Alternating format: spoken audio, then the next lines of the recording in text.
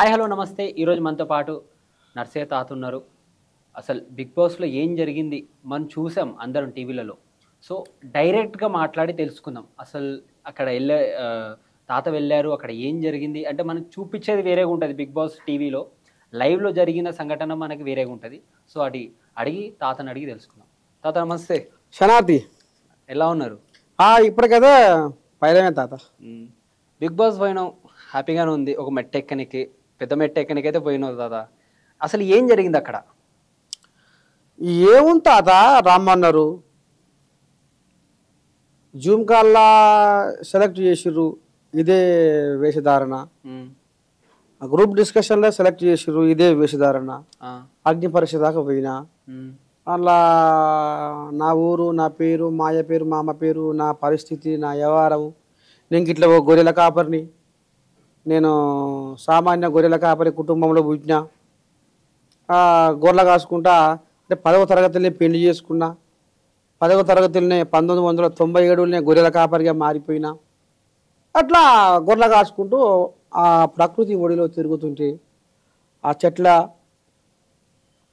ఆ గుట్టలు, ఆ రాళ్ళు, ఆ రప్పలు, ఆ వాగులు, ఆ వంపులు ఇవన్నీ చూస్తుంటే నాకు పాట రాయాలనిపించింది. ఆ చెట్ల కింద కూర్చుంటే ఆ స్వచ్ఛమైన గాలి, అదంతా అట్లా నాకు ఒక పాట రాసేలా ఒక శక్తి అట్లా ఆవహించి రాయాలనిపించింది. రాసిన. గొర్రెల కాస్తూనికి ఏం సాహిత్యం వస్తుంది అన్నారు అంటే దానికి అవమానాలు, ఎగతాళులు, కష్టాలు, కన్నీళ్ళు అన్నీ దిగమింగిన సాహిత్య పుస్తకాలు చదివిన తర్వాత నా పాట 2012లో ప్రపంచ తెలుగు మహాసభలలో మన తెలుగు మల్లెపూల పరిమళించెరా, ఈ తెలుగును శ్వాసిస్తూ మనసు పులకరించెరా, మన తెలుగు మన తెలుగు మన తెలుగు, ఈ తెలుగులోనే ఉన్నది మన వెలుగు, మన వెలుగు. తెలుగు సొగసు సుకుమారం, తెలుగు మనసు మమకారం, తెలుగు పదము నయగారం, తెలుగు ధనము మనోహరం, మన తెలుగు విరబూసిన సిరిమల్లెల తోటరా, వసంతములో తీయనైన కోయిలమ్మ పాటరా. చాలా బాగుంది పాట. వినసొంపుగా ఉంది. పరాయి భాష కిరాయి లాంటిది, తెలుగు భాష తేనె లాంటిది, అమ్మ భాష ఉమ్మ నీరు లాంటిది, మాతృభాష మంచు కొండ లాంటిది, మన తెలుగు మాటల మూట విప్పితే తీయదనమురా, ఈ తెలుగు భాష గొప్పతనము తెలుసుకోరా. ఈ పాట గొర్రెలు కాస్తున్న నేను నల్లగొండ జిల్లా కలెక్టర్, ఊళ్ళో చదువుబల్లె పాస్ అయినా, మండలంలో పాస్ అయినా, డివిజన్లో పాస్ అయినా, జిల్లాల కలెక్టర్ అప్పుడు ముక్తేశ్వరరావు చప్పట్లు కొట్టి గొర్రెల కాపరి పాటల్లో దిట్ట అని పత్రికలలో రాసి అట్టా ఆ రకంగా ముందుకు పోతూ చిన్నగా ఈ పాటతోటి ప్రయాణం చేసిన అని చెప్పిన. ఇంకోటి ఏంటంటే నా పాట ఒక నిండు ప్రాణాన్ని బతికించింది, ఎంతో మందికి మనోధైర్యాన్ని కలిగించింది. అది వాస్తవం కథ. గుంటూరు జిల్లా వేమూరు మండలంలో చెంచయ్య అనే ఒక మనిషి నా రైతు పాట విని బతికిండు. అది ఒకప్పటిదాకా తెలియనిది ఎవరికి. కానీ అంటే పాట మనిషిని బతికించడం ఏంది, పాట మనిషిని బతికించడం ఏంది అని నేనే ఆశ్చర్యపోయినా. అరే ఈ పాట ఇంతటితోనే ఆగొద్దు, ఈ పాట ఇంతటితోనే ఆగొద్దు, ఈ పాట ప్రపంచ దేశాలలో ఉన్న తెలుగు వాళ్ళందరూ మన దగ్గరికి ఈ పాట వెళ్ళాలి.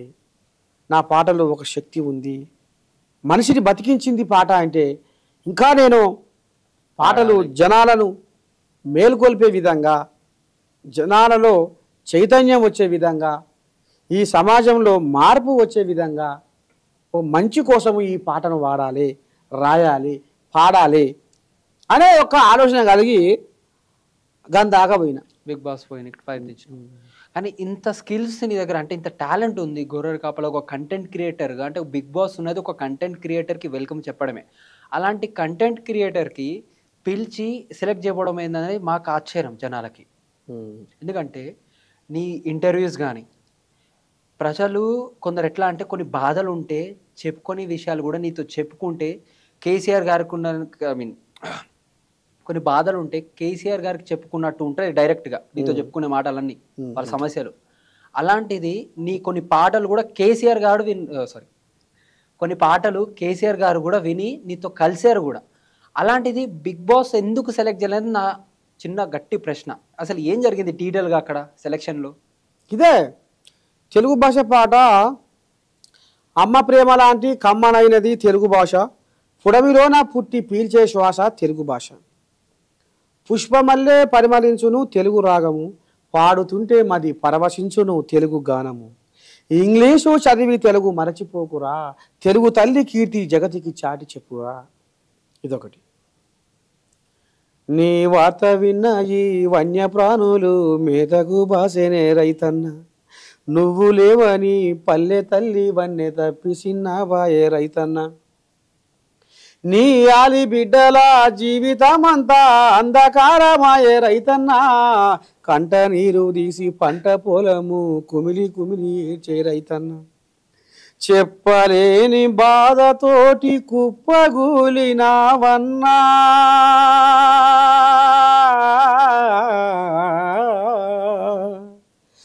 ఒక్కసారి నువ్వు చచ్చి మమ్ము రోజు చంపబోకన్నా, సుక్క సుక్క చెమట రాల్చి పుడమి తల్లి ఎదను చీల్చి ధరణికి శ్రీమంతం చేసి మా ఆకలి అంతం చేసి తీరొక్క పంట తీసి ఈ లోకము కడుపు నింపి కష్టాన్ని నమ్ముకొని కాలమెల్లదీసే నీకు బగబగ మండే సూర్యుడు నీకు చేతులెత్తిండు, మిలమిల మెరిసే చంద్రుడు నీకు తల వంచిండు, తెలుసుకో రైతన్న నీ గొప్పతనము రన్నా, సమాజానికి దిక్కు నువ్వు సస్తవెందుకన్నా. ఇగో ఈ పాటలు పాడిందే నాది పొరపాటు. వింటేనే ఒక బాడీలో వైబ్ వచ్చి కళ్ళ నుంచి కన్నీరు అంటే నీళ్ళు వస్తున్నాయి. అలాంటి మంచి పాట అంటే వినసొంపుగా ఉంది, దాంట్లో మీనింగ్ కూడా అర్థమవుతుంది. ఇలాంటి మంచి పాటలు నీ ద్వారా బిగ్ బాస్ తీసుకోవడం అది వాళ్ళు చేసుకున్న తప్పది. ఒక కంటెంట్ క్రియేటర్ని వదులుకున్నారు బిగ్ బాస్ వాళ్ళంతా. ఇప్పుడు నేను ఇది నా యథార్థమైన గాథ, నా జీవిత చరిత్ర, నేను రాసింది గిది, నేను పాడింది గిది, నా ఆలోచన గిది అని చెప్తే వాళ్ళకు నచ్చలే. నేను చేసిందే గీ పాప. అంటే వీళ్ళు ఏం చేస్తే నచ్చుతారంట వాళ్ళ ఏం చేస్తే నచ్చుతారంటే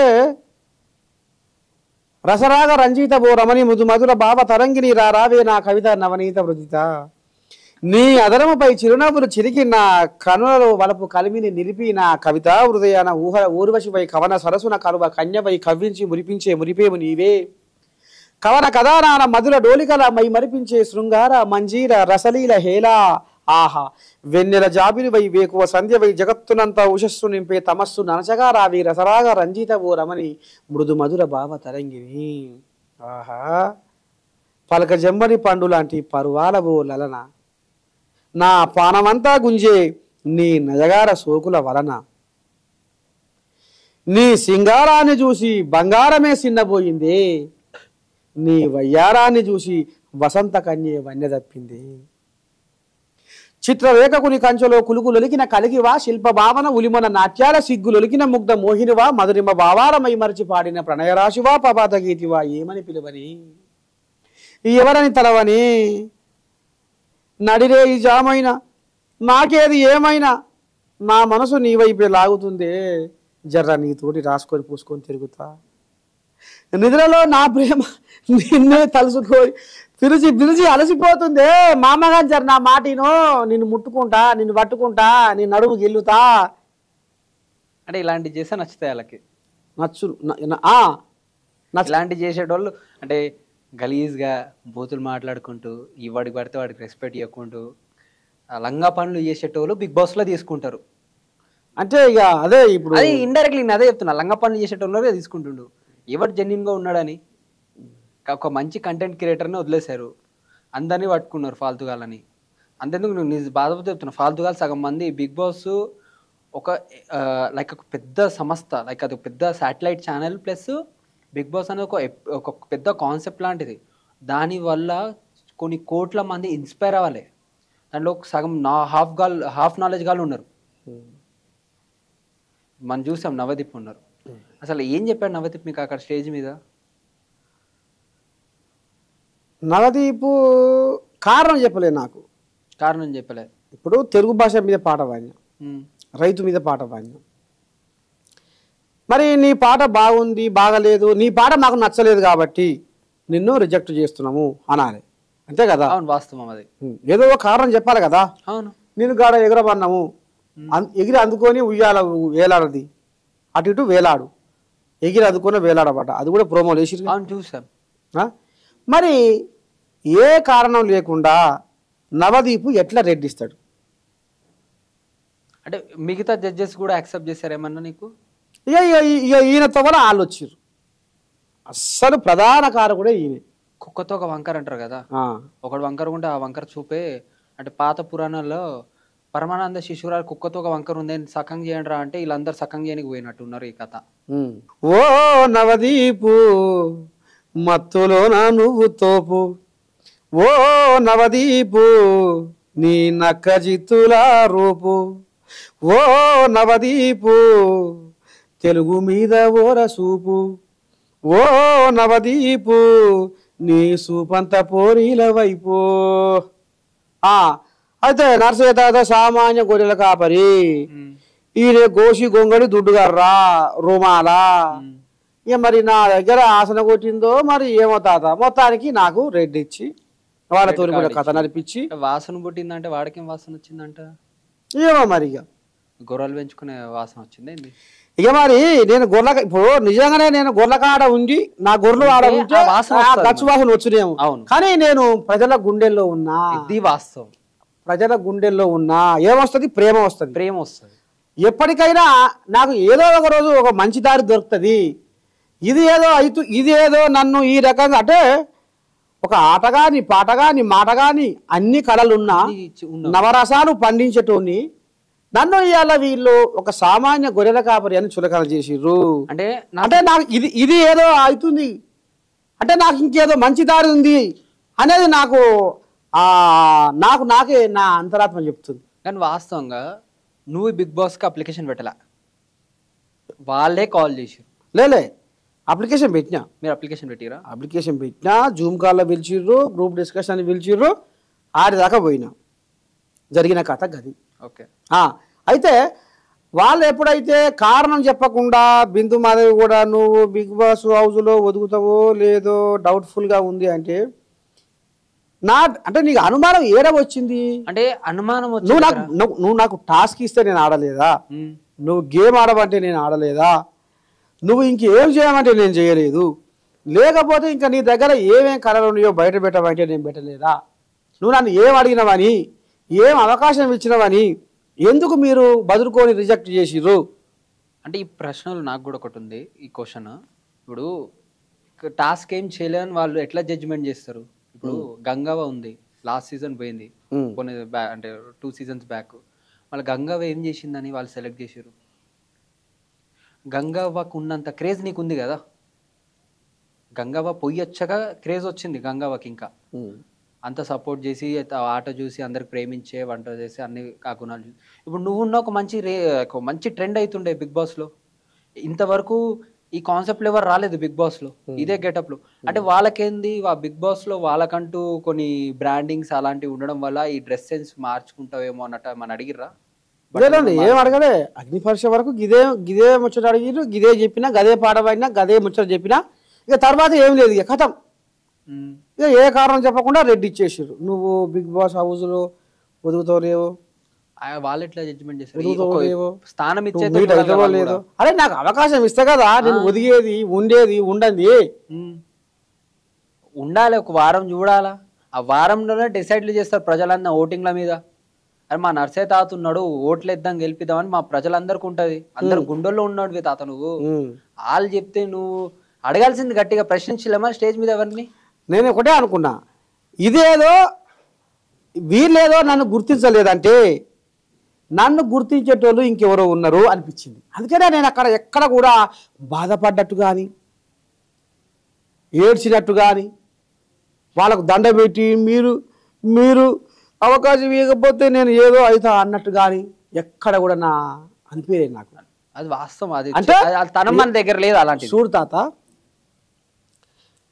వాళ్ళు నా ప్రతిభను గుర్తించనందుకు ఇవాళ ఎంతమంది, ఇవాళ 50 ఛానళ్ళు వచ్చినాయి ఇప్పటికి అగ్ని పరీక్ష అయిపోయినాక ఇవాళ ఎంత తారీఖు? ఇవాళ 1వ తారీఖు సెప్టెంబర్ 1వ తారీఖు. ఇవాళ ఈ 1వ తారీఖు వరకే, సెప్టెంబర్ 1వ తారీఖు వరకే ఇవాళ 50 మంది డిజిటల్ మీడియా వాళ్ళు నర్సయ్య తాతకు అండగా, నర్సయ్య తాతలో సత్తా ఏముందో దమ్మేముందో మాకు తెలుసు, నర్సయ్య తాతకు అన్యాయం జరిగింది అనేది ఇలా ఇంతమంది ఆదరణ దొరికింది నాకు. ఇలా బిగ్ బాస్ అగ్ని పరీక్షలో జడ్జీలు చేసిన ఆ పాపము, జడ్జీలు నా ప్రతిభను గుర్తించినందుకు ఇవాళ ఇంతమంది ఇప్పటికీ 50 మంది మీడియా ఛానల్ వాళ్ళు నాకు ఆదరించి ఆశీర్వదించి నాలో ఉన్న ప్రతిభను గుర్తించి ఈ రకంగా నన్ను దీవెనార్తి పెట్టి ఇంకా ముందుకు తోలుతారు, ఇంకా నాకు తొవ్వ సాఫ్ చేస్తారు, ఇంకా నన్ను జనాలకు దగ్గర చేస్తారు, ఇంకా దగ్గర అవుతావు.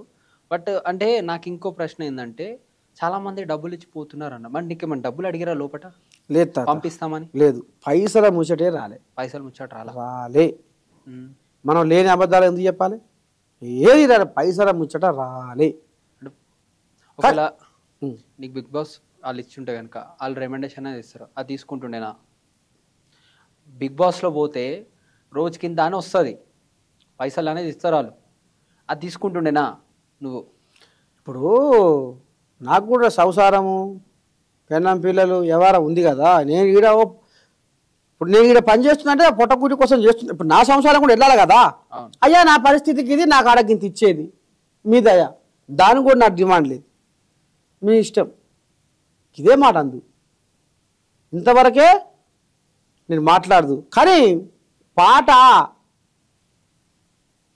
ఇంకెంతో మందికి చేరుకుని ఈ పాట సాహిత్యం, ఈ పాటతోటి ఇంకెంతో మంది అంటే ఒక మానసిక ఒత్తిడి నుంచి బయటికి వద్దురు, ఒక చైతన్యం వస్తుంది, జనాలలో కాన్ఫిడెన్స్ వస్తుంది, ధైర్యం వస్తుంది. మీ పాటలు వింటే రచనలు ఉన్నాయి మీ దగ్గర మంచి మంచివి, అట్లా అందుకు ఆశపడ్డా నేను బిగ్ బాస్ వేదిక.